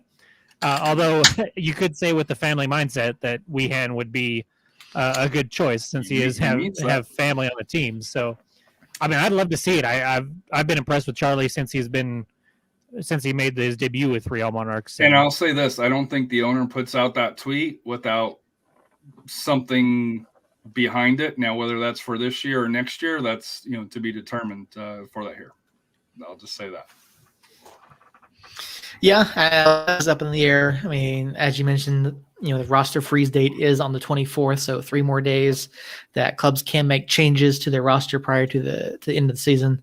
So who knows? Anything could happen, and we've got our predictions in for this weekend. I know we're all excited to sit down and watch it. I can't wait. I was thinking of maybe actually doing something live, like maybe a live watch along or something. So you guys are all 3 of you are more than welcome to hop on and Harry will probably be at the match, I'll so be at the match. yeah, so we'll be watching from here, and so maybe we'll do something live on Saturday night, and but- and I learned from the El Paso match not to tweet during the matches because the emotion gets a little high sometimes. Yeah, that's why I'm glad I don't live tweet from my personal account. I live tweet from the radio station account. So I kind of have to be, more professional about it. But I do try to throw some personality into some of those tweets whenever I get a chance. But Harry, you mentioned something about the move that Colorado Springs just made. Mhm. Do you really think that hurts them enough to drop them down the table? Because I personally think Yeah. that I think they're still going to be really good. The dude had 8 assists. He did. He's the one that helps sets up Barry. Now, will I think will they slide all the way down? No. But do I think it impacts them a little bit? You're losing obviously an MLS talented player. You're not replacing him with the same level, yeah. the same level. Now it's late in the season, and I'm sure you guys have seen this following social media. There's 2 ways to look at it. From the team aspect, it's awesome because hey, you had a young player, proved his worth. You're letting him grow. You're going to get from rumors are it's double what the record is. Supposedly there's a sell on, if he moves on from LAFC. So from a club aspect, it's great. However, for current year, do I think they not make the playoffs? No. But do I think that they slide down? They're already in 3rd place. San Antonio holds the advantage. I still think it, could go neck and neck, but it's a fine line between winning these games and tying or, losing by 1. It's a very fine line on that. And Haji Berry's got 23 goals, but 8 of those, 8 assists, and you got to figure, was it Naglina? I'm sorry if I mispronounced that. Galena. Yeah. Galena, he had, I think most of his assists went to him, and you lose that aspect because it was Beckford, him, and Haji Berry. Hmm. You lose one of those horses. Now they got a good coach, but I've just been wildly impressed with them as a whole. Yeah. And I don't know if you told me that they transferred out Haji Berry, I'd be like, oh yeah, okay. That's gonna hurt him a lot. But I think Haji's just a special talent, and the rest of that roster is strong enough. I've had a hard on for Colorado Springs all year though, so but you knew when they got their new stadium that they were going to get a bump. The owner was going to put more money into the roster than what they did before. And that's why, I know we talked to Seth on our show about the new stadium for New Mexico. That's why I think it's extremely important, for the residents to vote for it is if you get your own soccer specific stadium, you're typically going to see a little bit more investment into the quality of the roster because no offense, but playing on a baseball pitch isn't going to bring in the top players typically. Yeah, I agree. You just mentioned that earlier, and I want to touch on it mainly because I've had a hard on. I just love Colorado Springs this year, but that was. You don't think that they drop a little? I think they could, but they've just impressed me so much from front to back, and they just have talent and like you said, a good coach, and I think what they have. But their defense is so leaky, and that's the problem. If you take away one of those goals, average one of those goals away, those wins that they got early, do they turn into ties? Which is what happens with San Antonio, which is what's happened with New Mexico. Yeah. Is instead of walking away with 3 points, you're walking away with 1 point, and that makes a huge difference. That's true. I when you said that you guys were ahead of them, I kind of had a double take because I hadn't looked at the standings in a while. But we won the tiebreaker for them here, so we beat them. Even though we have one more match, we've won 2 matches and tied 1, so we've already won the tiebreaker. So Gotcha. no matter what happens, right. So yeah, I mean I could see them falling to third just with you guys how well you guys are playing, Mhm. but I don't Yeah, think I they don't go think to that they I don't fall think out they of go the to playoffs. fourth, No. and I don't think they go out of the playoffs. So, and I still wouldn't necessarily want to face them in the playoffs. I still think they're a team that they catch you on the right night, like they did with us when we Mhm. went to Colorado Springs the second time. Haji Berry just kicked our ass Yes. almost single handedly. Yeah. And if you catch them on the right night in the playoffs, that could happen, and then But you're screwed. That's any team. But yeah, to me the so when it comes to the playoffs here, not El Paso's, but the Colorado Springs defense is going to hurt them. It just is. If unless they've tightened that up, they've allowed 40 goals this year. Real Monarchs have allowed 42. And Real Monarchs are, negative 21 goal difference, yet, the Switchbacks are 52. If they drop if they drop, let's say a half a goal a game, that's going to hurt them quite a bit. Earl, do you got to get out of here, or I have about 2 more minutes. 2 more minutes? All right. So we did have 2 other topics we want to discuss. So I know it's getting late. So if you guys want to hang out, Earl, I know you got to go here in a minute. But if you guys are good, you're good. All right. So outside of the playoff picture, there were 2 giant bits of news that dropped today. I don't even know if we call them bits of news, but first announcement that I want to get to is the USL today announced the creation of the USL Super League, which is a women's fully professional league. They are applying for Tier 2 status in the near future. And this league in the near future, it's going to start in 2023. Yeah. Yeah, the league's going to start in 2023. And, this is going to be a big step up from the W League. Now, I don't know what sort of impact this is going to have on either of our 2 clubs. Now, I know Peter's talked about bringing in a women's club, starting, a women's club out here, and that's definitely something he wants to do. And we've kind of talked about the possibility of them going to NWSL, because that's what kind of something that Peter's mentioned. Harry, how does this come into play for San Antonio? Are there any plans there for women's league, or how do you think this affects the USL as a whole? So for San Antonio, it is an interesting question because San Antonio has the facilities to be able to do a women's team as we speak right now. We've asked Tim Holt, the technical director, and he said it's in the future, but not in the near future. So, and this was a year ago that we had Tim Holt on our show for that here. So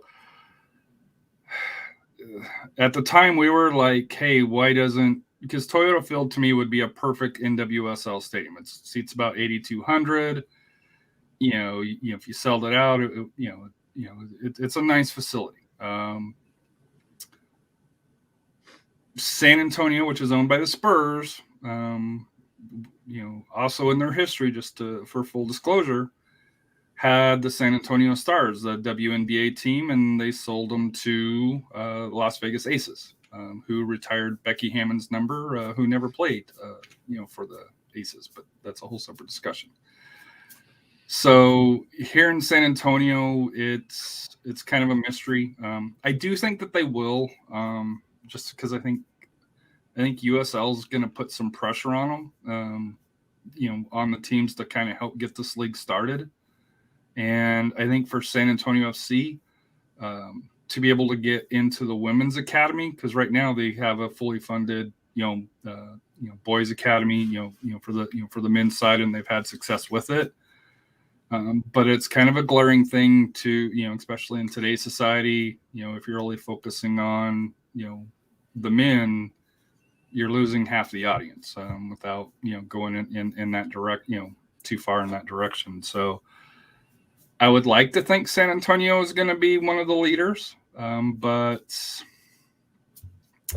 to be determined is if they will. So I wish I had a better answer for you. Just the history of Spurs Sports and Entertainment is a little bit checkered on that, where they did have a WNBA team but sold it, and haven't really invested in the women's sports here in San Antonio since then, at least publicly. Jacob, I mean, Harry and I were kind of talking about this earlier, and this just came out of left field. Like, we didn't expect this news to drop at all today. I mean, what's your take on this? You know, with Peter's comments about the NWSL and a future women's club here, do you think that that's still the option, or do you think should United does start a women's club, is the USL Super League a better option for them? Probably. I mean, it makes more sense to me to, if we get a soccer specific stadium and have the ability to have a women's team, then I imagine USL would probably want to keep it in house and not have us go after an NWSL or something like that. Even though I think we could support whatever we wanted to do here, but if that comes to fruition, which the USL, for all its flaws, is a growing league and seems to have at least some kind of idea as to what they're doing. So I think we see it, and we see it in New Mexico just because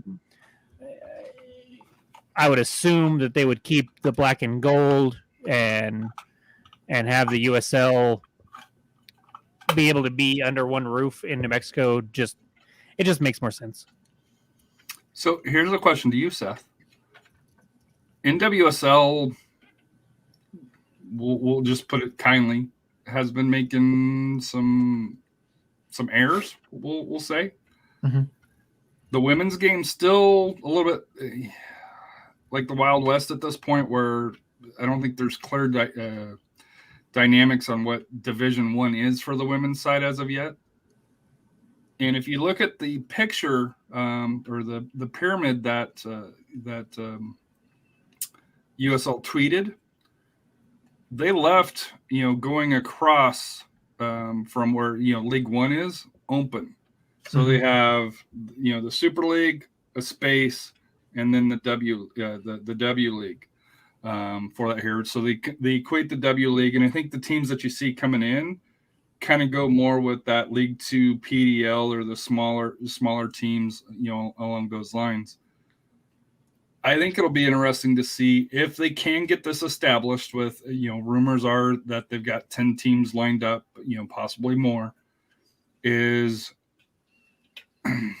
and I guess based on the rumors is that they're also going to be under the USL players agreement. So there'll be a collective bargain in there. Is, do they contend with, being Division II, or after a couple of years they move up and try to overtake NWSL? Because NWSL is not MLS. Right. It's got 10 teams, 12, well, no, I think it's 12 teams now. One of them being, or two of them being, USL league owned owners, with North Carolina and Louisville Racing on there. So I do wonder if on the women's side that this is just USL's attempt to, hey, we're going to get in with a professional league here, get it started with some core franchises, and then obviously it's not going to be immediately, but if NWSL keeps having the growing pains that it's having, could you see USL challenge for that Division I slot in the future? That would be my question. Yeah, I think that's a great question, and it's something that definitely needs to be asked. I know the NWSL reach isn't huge by any stretch of the imagination. I know they've had issues with like player contracts and things like that, and I know they've had some other issues lately as well. And I mean, it very well could be. I mean, with the USL stepping in, having that academy level, and then the semi-pro, and then you mentioned that gap in the graphic, and I saw that as, okay, that's really interesting. Is that like a permanent thing, or is it just because it makes it seem like there's gonna be something else? There's gonna be, you don't make that graphic without knowing that in the future that you have plans for something else. Now, I do think that they are smart on not trying to force it all at once. And I think what kind of surprised me a little bit is originally when the women's league was announced, it was supposed to be professional. So you thought that initially when I thought it was going to be the Super League announced first, but I'm wondering with COVID and I'm assuming other, back office, compliance stuff that took a little bit longer to get off the ground. And that's why the W League was announced first. That's why, if you noticed, not a lot of USL championship teams are in that league. I think Hartford is one of the few, but Tampa's not, Rising not, San Antonio's not, New Mexico's not, but I think New Mexico's more waiting to see if they get their stadium. Colorado Springs, you got to figure, is an attractive market with their own stadium for there. So there's several USL markets that you would think. Orange County, they're in a hotbed for women's soccer. The Loyal.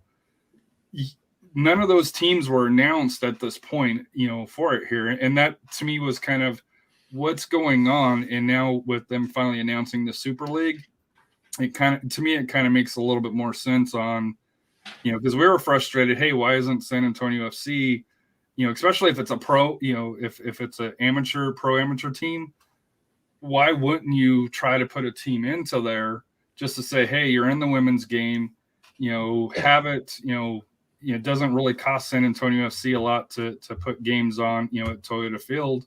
Why wouldn't you do it? Why wouldn't you do that? But we'll see. Yeah, it'll definitely be interesting what happens with this over the next couple of years, and especially once it launches. Which clubs partake? Do they, obviously they're going to more than likely bring in independent clubs as well.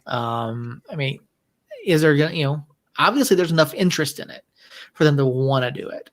Can they sustain that interest? Can they build the league up? And I think if it catches and there's enough interest in it from the public, then if NWSL does continue to struggle, I think there is the possibility that USL could maybe get that, Division I licensure, which I think would be fantastic, not only for the league, but for USL as a whole, for women's soccer. And I think that's just, it's providing more pathways. And that's something that they keep talking about in a lot of their interviews and articles is, pathways to pro, opening opportunities for folks to have, either on the pitch in front offices, through coaching. And there are a lot of potential positives from this. And I can't wait to see what clubs, step up and say that they're going to field a team here and see what happens over the first couple years of its existence. So here's a question for you guys. And I know it may be tough, but let's say it is announced. Do you think New Mexico is, one of those teams that hops on early, or do you think that they'll have to wait for their stadium to get here? Like, is there a place where they could play, play in Albuquerque or in the state? Because New Mexico United is a state team. Is there a spot where you could see maybe where they start out for a year or two while the stadium gets built? St. Pius maybe, or maybe Nucinda Community Stadium. Because one of the issues that we have now is scheduling. Around the ice around the UNM, stuff like that. Potentially UNM Soccer Complex, but I don't know. I think that would be the most likely option, but again, it comes down to scheduling. What about you, Jacob? Do you think that they jump in early, or you think that they wait for the stadium? No, I think they wait for the stadium, unless maybe in November if it passes and the stadium is all systems go, and we know officially that there's going to be a stadium, then maybe UNM, but UNM kind of sucks. They want to charge the crap out of you for using their stuff, and they don't provide you with a lot of support with it. And we've played 2 matches there, Seth. We played the the Cardiff City friendly, and then we were supposed to play Colorado Springs in a preseason match last year, and it got moved. It got canceled because of weather up there. So, I think maybe if we'd have played a little bit more there, as it stands now, and maybe they had a little bit more of a rapport, I could maybe see it. But my gut says they won't do it until the stadium is up and running and ready. And the stadium's not going to be a pop-up, right? It's going to be correct. Well, I could see a pop-up being the situation if this doesn't pass.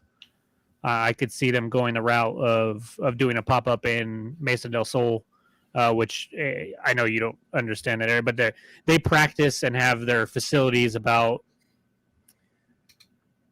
10, 15 minutes away from downtown and the university.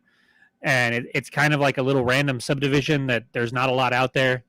There's a soccer field that had been there for a long time that they've kind of fixed up. There's our big concert pavilion is out there, and some office buildings, stuff like that, but there's not a lot there. And they've been very against putting the stadium out there, even though there's a ton of land, because they really want to rejuvenate the downtown area, and that's what Peter really thinks is needed for the community.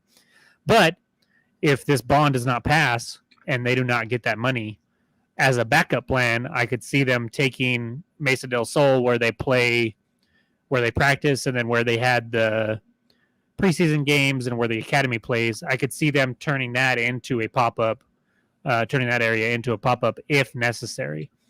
But the plan is for a legit stadium, a very nice multi-use stadium there that will be mainly United's, but will be used for other things as well. Yeah, it's going to be interesting to see what happens in November. We talked about it, and I know that we all hope that the bond passes. I mean, I would hate to see what happens if it doesn't, but because there's a lot of things that the club wants to do. There's a lot of things that Peter wants to do, and I mean, I think there's a lot that could be accomplished. If we do get the funding for the stadium approved, and I think it'd just be a heartbreaker if it doesn't happen. So. All right. The one last tiny bit of news that dropped today. I guess I should say CONCACAF has announced that a joint announcement between MLS and Liga MX. They announced a new format for the Leagues Cup. Starting in 2023, all clubs from MLS and Liga MX will participate in a World Cup-style Leagues Cup. While this is going on, both leagues will pause their domestic campaigns for one summer month. It will be a World Cup-style tournament, and this tournament will result in 3 CONCACAF Champions League spots being awarded to different clubs. And Harry, you put out a tweet about this that I thought was just fantastic. So CONCACAF, is there any reason why at USL Championship League One these could not have one slot for CONCACAF Champions League when Liga MX and MLS have a combined 14 slots? U.S. Soccer give the Open Cup to the lower leagues and that one CONCACAF Champions League slot. So, I mean, this is a massive change to not only our MLS calendar year, because I mean, you're going to condense a number of months worth of matches into other months. You're going to have you're going to have basically a full Champions League of MLS and Liga MX, and I just don't know, man. I look at this and I say, okay, great, a tournament. We see, U.S. and Mexico, they've been talking about a partnership for a while now. I don't think this is a partnership we all had in mind initially, but I don't know where I'm at with this personally. So, to me, you have the MLS schedule, right? Do we think that they're going to cut games back? Probably not, right? Right. They're probably going to keep the same amount of games. They got this Leagues Cup that they're going to take off a month off. They still have CONCACAF Champions League. they still have there's another leagues, I think there's another tournament that they have as well, and the Open Cup. Gold Cup. The Gold Cup. Well, that's not taken. That's not talk. That's just talking MLS. Yeah. And this is not even talking about, mine doesn't even talk about the Canadian Championship that, gets a slot that's typically filled by an MLS team, or, the Canadian Premier League, which I think is a lower level league than USL Championship, getting a slot. Mm-hmm. But just looking at the MLS, so you got Leagues Cup, CONCACAF Champions League, Open Cup, and MLS. How are you fitting that in a schedule that starts from March, and you figure the playoffs ends, let's say November, which if you're playing in the North, November's kind of your Colorado as an example. It's you're talking about how many games are you scheduling? And you're taking a month off. So it's not only that, you're scheduling, but you're pausing your season for a month. And they've talked about it's going to be July, August, late summer is the rumor that they're going to be doing it. Something has to give. And if you're MLS, let's be honest, the Open Cup doesn't generate a lot of revenue. Now, it's great for us as lower league fans, but for CONCACAF, they don't really give a shit about, the Open Cup. U.S. Soccer obviously doesn't give any shit about the Open Cup because they canceled it this year. Yeah. So, as a fan of the lower leagues, and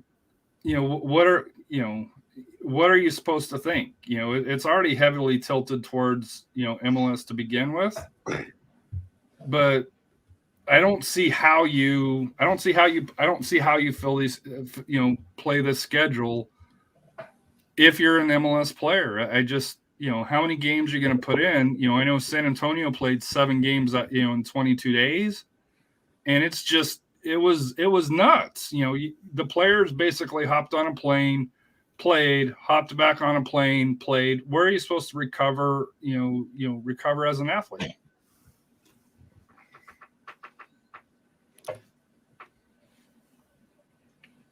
I think that if MLS is smart, which is debatable at times, I know, but if they are, they will cut regular season MLS games for this.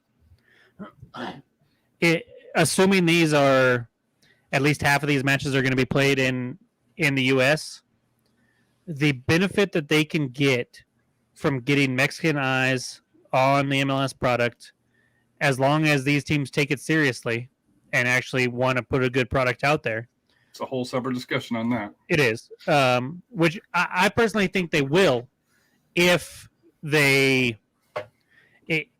not going to be too much for the players. If they shorten the schedule and just take out 6 games, 7 games out of the schedule completely, even if it's just 4 or 5, they take that out of the MLS schedule, throw them away, and just replace them with this, then the benefit of the viewership numbers going up, I think, can outweigh the loss of those games. Here's the problem. When they say World Cup style, that tells me it's not a home and home. It's not a home and home thing. It's, hey, that's going to be at select cities. You're going to travel around. I get that. It's going to piss some of the home fans off. Well, you're going to lose that gate revenue. Now the question is how much is that gate revenue? And to me, that's where it can be debatable, on that. Yeah, but you're telling, my thought process is this: if you get a Final Four of Kansas City, New England, Tigres, and Monterrey, the revenue that's generated from having that at a big stadium, because they probably won't put it in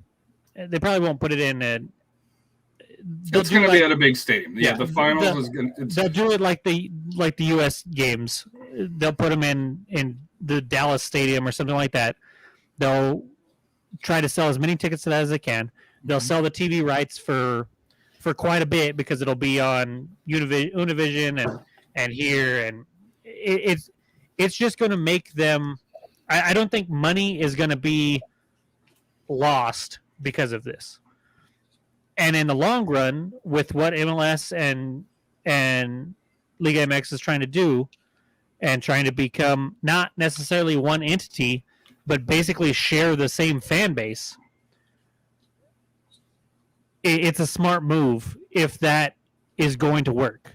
And I think it will. Well, I understand it from MLS's side. I truly do. And I even understand it from Liga MX side. Here's the issue that I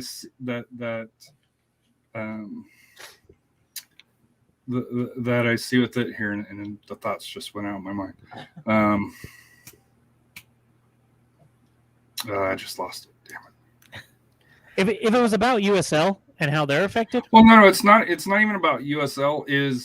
So the only way I could see this working, is you'd almost have to do it East and West, where you have the Eastern Conference, the 16, 17 teams in it. You play your home and away. The East, you have your home and away, and then how you do the interconference is partly through this here, as well as with Liga MX. That's the only way that I can see this working. For that here, I just think. Well, no. Here's what my other thought was: is if MLS is serious about performing and being able to contend in this, they're going to have to raise the salary cap, take away some of the funny math that they do to be able to compete seriously with a Liga MX team. We've seen it in Champions League. Can they beat some of the mid-level teams? Sure. And it's 50-50. But there's a reason why MLS has never won it is because they don't pay salary-wise, they don't pay enough, and with the funny math, the 3 DPs, the 3 under 22s now and stuff like that, they're slowly doing that. But if they're really going to be serious about doing this, like you're saying that they're going to have to do, they're going to have to open up the pocketbooks and let's say, for instance, the new owner, Dallas as an example, because they just fired their coach. The Hunts are going to have to start, you're great at developing players and selling them and along those lines, but your first team roster sucks. And, if all the teams are going to be in the playoffs like Cincinnati, can you imagine Cincinnati, playing some of the top teams? They're getting rolled now, with MLS, let alone playing, Club America. but if they change those teams FC Cincinnati is a totally different thing because they just suck. They just are a terrible Well, they pay organization. money too, to be fair to Cincinnati. And but like Dallas, I don't think no matter what you do, Dallas is going to change. Dallas has built that foundation of having the academy and bringing people up and selling them on. That's what they've built their whole identity on. Correct. And even if you change the rules to where, say, hey, you could spend this much more money, or there's no salary cap whatsoever, I don't know how much Dallas changes in that scenario. I don't see them going out and signing Messi and bringing him over here or anything like that. That's just not who they're going to be. They're going to be this team that is just there to grow the academy, play the kids and sell the kids on. And I'm okay with that. I don't think you need team 1 through 24 or however many they're going to end up with. I don't think you need that, all of them, to take this thing seriously and compete. But you need the Kansas Cities. You need the LAFCs. You need the Seattles. You need the Portlands. You need the New Englands. You need the New York City FC. You need Red Bulls. You need those bigger clubs to do it. And the whole salary cap situation is a whole other can of worms. That's a whole podcast, yes. Yeah. That we could get into. But in the grand scheme of things, with the way I see MLS and Liga MX trending towards, with changes, little changes here and there that are gonna, I think, be made, I'm excited about it.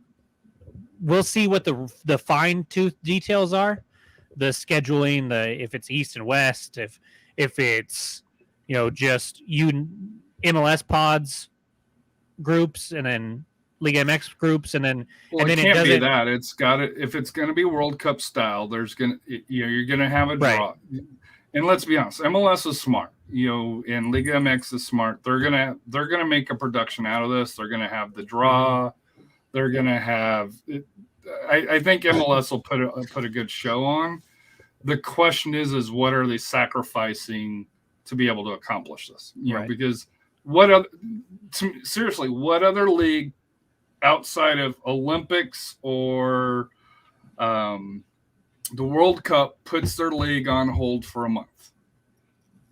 The Right. hockey did it, hockey and NBA did it, for Olympics, and I don't even think it was for a month, but I know hockey did it. They're probably the biggest one that did it, because hockey in the Olympics is huge. What other league will put their league on hold for a month? And for Liga MX, it's not really a big deal because it's right at the start of their season. For MLS, it's the heart of their season. It's right before the playoffs, and you're going to say, hey, we're going to put a pause on it. That's the part to me where, and I understand why they're doing it. Let's be honest, Liga MX is the most popular league here, in the United States. It's not even close. Even the EPL doesn't come close to the numbers. But, it's to me, I wouldn't say it's necessarily a money grab, because I do think, money's behind the decision, yes, but I do think for MLS, they're trying to take that next step, and this is going to help push them to do that. The problem is with MLS, they look at MLS only, and from U.S. Soccer's aspect, this, in my opinion, hurts the lower leagues because it creates a bigger separation between MLS and the rest of U.S. Soccer. Well, I think there's two things that I think I've resigned myself to that have helped me just completely separate the things. Is one, the USL Championship is never going to be anywhere on the same stratosphere as MLS in 90% of the population's eyes. It's never going to, no matter what U.S. Soccer decided to do. It's not going to get there. So U.S. Soccer has basically said, all right, USL is the redheaded stepchild. They're going to be their own thing. They're going to do their own thing. If they want to have promotion and regular, if they want to have that between their little layers there, then okay. But it's never going to get to MLS and tier 1 level. And I'm okay with that because I know even if I'm not okay with it, it's not going to change. So why stress about it and freak out about it when it nothing we can say or do is going to change that? And then two, MLS is doing what they think is best to grow their viewership and their numbers, and that's how it's going. That's how the MLS operates. Correct. That is the MLS, period. Nothing we can do or say is going to change that either. So when you separate those two things and look at it from that way, this move makes total sense to me and is probably going to boost their revenue and their numbers by quite a bit if they make sure to nail some of the finer details and the teams take it seriously.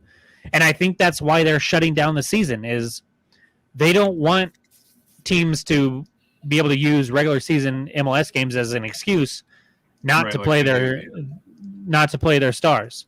So they're like, okay, well, you know what? We're just going to shut the season down, and you don't have that excuse now. So play your studs, and let's take this thing seriously, and let's make us all more money. And I think that's what'll happen. Yep. The only thing that I will say, is, and this is for being a lower division fan, and I say this about San Antonio FC, is without that MLS carrot, we'll say, without the ability to go up, let's be honest, sports is typically a losing, you don't go into sports to make money. We'll just leave it at that. Yeah. So without that carrot, how much turnover in teams? Like here in San Antonio, there's some fans that are like, "Hey, San Antonio's not coming back next year because of XYZ," and I'm like, "That's stupid." But it's out there, and you can't ignore it with Reno. Fresno, and I know Fresno's coming back at as Monterey Bay, but that's the issue is the club turnover in the lower leagues, and it's not, to be fair, it's not MLS's job to have to worry about that. I completely understand that, and that's why, to me, my biggest issue isn't so much with MLS, and I think this will be fun to watch, and will I watch it? Yeah, of course. Will I go pay the money to go see the tickets of it? Hell no, because it's just like with U.S. soccer, they're gonna charge an arm and a leg to be able to go see it, most likely. But they'll do that for at least like the semifinals and finals. This whole thing's gonna be expensive, at least early. Yeah, probably. So, but I'm on the cheap side anyway. So, I think that if you, like you were talking about the club turnover for the smaller ones and not having that carrot, I think if you just get a devoted little fan base, it doesn't have to be a lot. So like you guys, you said your stadium holds 8,000. But typically we have probably between 5,500 to 6,500 pretty consistent, which I think for San Antonio FC, I think, just kind of looking at the numbers and the salaries, I think they do okay. And that's part of the reason why I don't think San Antonio FC will go anywhere. Right. Is because they have a cheap deal with the city and county, for Toyota Stadium, or Toyota Field, pardon me. I think they had more season tickets. It's kind of dropped down with COVID and performance and along those lines. But I think if it picks back up and they pick up their marketing, it'll be all right. That's the only concern. But if Colorado Springs didn't get their stadium, I don't think Colorado Springs is here. Well, and that's what I was getting at. Was it's about the stadium. Reno folded because they couldn't get a stadium. Correct. Fresno folded because they couldn't get a stadium. If you, I kind of feel like what the USL is doing is taking a bunch of darts and just chucking them at the dartboard and seeing what sticks. And if they hit a home run with El Paso and New Mexico, they can let Birmingham and some of these other middling clubs eventually fall away. I don't want that, obviously, but with as many clubs as they're coming out with in the championship, I mean, it's going to be like 40 at some point. Well, if you look, they've slowed down. They have, but I think that I think big picture, I'm not sure the USL is thinking they're going to have a 40 team first division. Nope. I think they are throwing 40 teams out there and they're going to see what works and what can create a solid little fan base and let the other ones. Okay. Sorry, Fresno. I know you guys had, probably 1,000 really good fans, but you couldn't get a stadium. We're just going to cut you loose and we'll replace you. We'll move you to Monterey Bay, whatever. And then eventually they'll have a core of solid teams that they don't have to worry about. And then they can build their pro rel from that. And that's what's going to happen. So Seth, since you're the MLS fan here, being Atlanta United, what's your thoughts on it here? Since, I'm not sure if Jacob's an MLS fan or not. I'm obviously. I am. They're not my favorite. I follow my route. The Rapids I've been to. I've been to all the Texas teams with the exception of Austin, and that'll change next year. I just can't do it year one, just because of how San Antonio got taken over. But your thoughts, Seth? I think I think this was a very shrewd move by MLS and Liga MX. I think it's going to build the fan bases for both of those leagues, but in terms of everybody else, everyone else is screwed. I already have an issue with the CONCACAF Champions League scheduling because it comes in the middle of the MLS offseason. And so, you got to think now, like if you're one of these, 14 teams now, 9 teams, MLS teams that can qualify for CONCACAF Champions League, you're going to potentially be playing soccer from January, February up until November.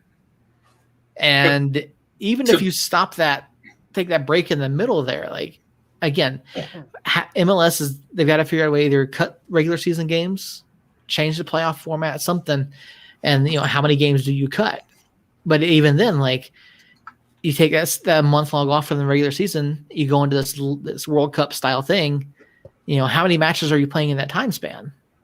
If you go with the group play and then the knockout stages and all that kind of stuff, I mean, you're still potentially playing 10 matches in a month.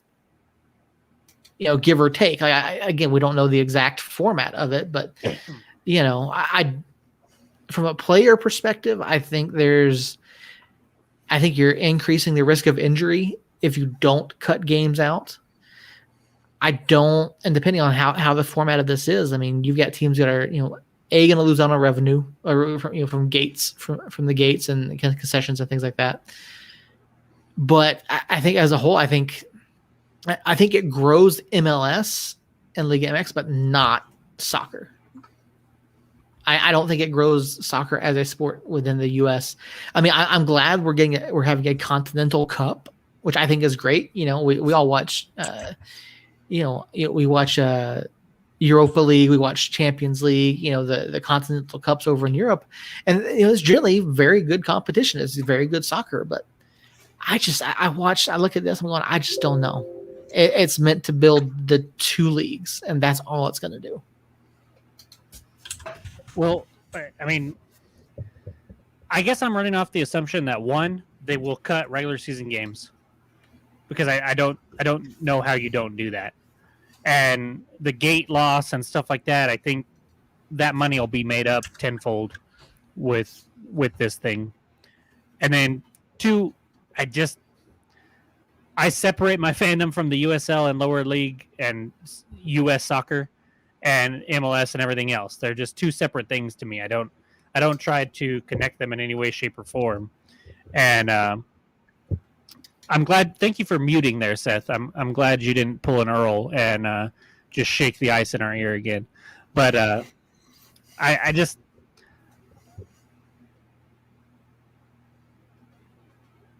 I think they'll do a good enough job where it's not a clusterfuck. If they screw up the scheduling and everything like that, then it probably won't be here that long anyways. Something will change eventually. But no, I disagree. I think this will be here for a while. So let me rephrase it. I don't think it'll go, but I think changes to the schedule will be made if they don't do it in year 1 and year 2, say, and the players start talking and maybe they see an uptick in injuries. The quality of this Champions Cup thingy is League Cup thingy is not what they thought it would be. I think if they see that, then they'll make changes to the schedule to make sure that this is what they wanted it to be. But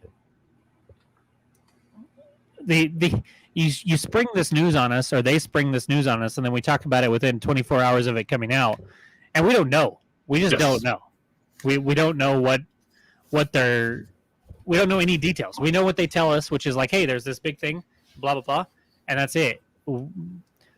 I'll be curious to talk about this maybe in the off season if we get some more info on it, and what their scheduling is going to be like, kind of a little bit more of the format, and then go from there. Maybe not this off season, maybe next off season, but eventually, I'm excited for that conversation more so than this one, just because there's so many unknowns. So here's my final thought. So I've got 2 things on here. Number 1, it's set up as a 47 team. I think that they're good. The 30th, the Sacramento team is going to be announced sooner than later. and I bet you it starts in 2023.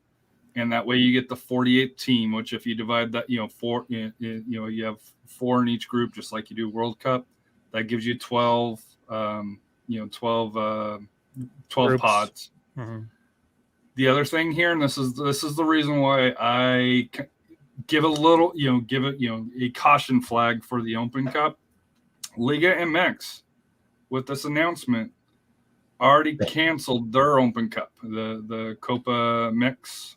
The Copa MX, so they already canceled that. So that's why I say that as an Open Cup, you can't be naive to think that from an MLS aspect here, if they have to choose between MLS teams playing in the Open Cup or playing in this, where are they going to choose? Because you're right. I think MLS, as much as I give MLS a hard time. I do think if they do this right, not only do I think it's going to go here, but I could see them expanding this in different areas of the world, where you kind of bring these teams in with different leagues, in the different areas to, like they have the Club World Cup. I think this could be a substitute for that here, where if it brings in that success, and let's be honest, if it's a U.S. versus Mexico final, whatever team it is, let's say it's Atlanta United, Club America in the final, who's not going to watch that? Right. Hey, the Open Cup doesn't cross my mind yet. We'll have to see what they do there, but to me, the MLS doesn't take the Open Cup seriously, anyways. So Well, they don't have to. Right. So there's, even with this new edition of this thing, they're still going to play scrubs and kids for the first 2 rounds that they're in it. But here's the problem: where the tournament is scheduled is normally when you see the finals of the semifinals and finals of the Open Cup. Now, could they push it back? Sure. Yeah. Or move it forward. Because to me, I think the Open Cup needs some changes to begin with. Sure. Why do we have teams qualifying now in the lower leagues? The amateur teams. Why are they qualifying now for a tournament that's not going to be played until next year? So you're locking in players that play for let's say San Antonio Runners or Southwest, the El Paso Southwest team, because they played today. I'm not sure if there was a New Mexico team involved on it. Why are you locking in the players to those teams now when, we're not even in the current year for when the Open Cup's going to be played? But that's a whole separate discussion. And maybe this thing leads to a U.S. Open Cup just complete revamp. Maybe they change it entirely and try to make it better. Who knows? But at the end of the day, if you're a fan of MLS or you're involved in the MLS, I think it's a win in the long term. Well, if you're a fan. To me, if you're a fan of soccer, it's a win, because you're hopefully going to get to see quality soccer. If you're a fan of lower leagues, it's up in the air still. Well, it's not up in the air. It's not a positive thing, because it's going to grow. It's just like over in Europe, or not Europe, but over in England. The gap between the Premier League and the EFL is growing. It's not getting smaller; it's growing. Yeah, and that's the issue. And yes, they have it, but the Big Six wanted to break. The big clubs wanted to break off. That's the same thing that's happening here, with the exception, instead of it just being MLS, it's MLS and Liga MX. Because if you look at Liga MX, they've stopped the ProRel on their side. Their second division's basically a reserve league now to help develop players for the Liga MX players or Liga MX teams. So you can see how this is going, and in a way you can't fault them, because the money that's involved with these level of clubs is just it's just super. It's stupid. You got players players that went to Man City, Jack Grealish from Aston Villa for $100 million, and wasn't even a blink of an eye. It was just the money's got to come from somewhere.